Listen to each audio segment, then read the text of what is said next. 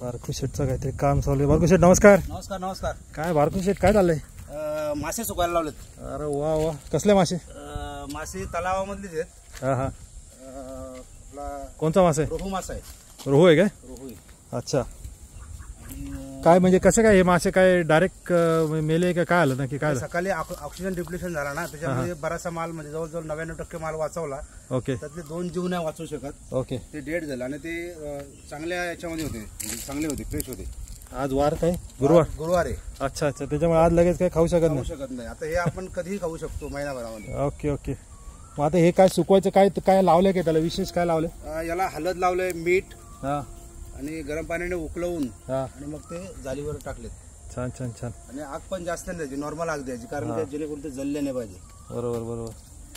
म्हणजे बारकू शेट आपले पट्टीचे मासेमार आणि एकदम कलाकार तर आहेतच, प्लस एकदम चांगला स्वयंपाक सुद्धा जमतो बारकू शेटला. जोरात. मग हे असेच खायचे का परत कालवण करून खायचे? कालवण करून खायचं. याच्यामध्ये बटाटा टाकायचा, त्याच्यामध्ये हा तेल, आपला जो काही मसाला असेल, हा, मस्त एकदम चविष्ट लागतात. अरे वा वा, छान. वास पण छान येतो, एक नंबर होतोय. Very good. धन्यवाद बारकू शेट. ओके.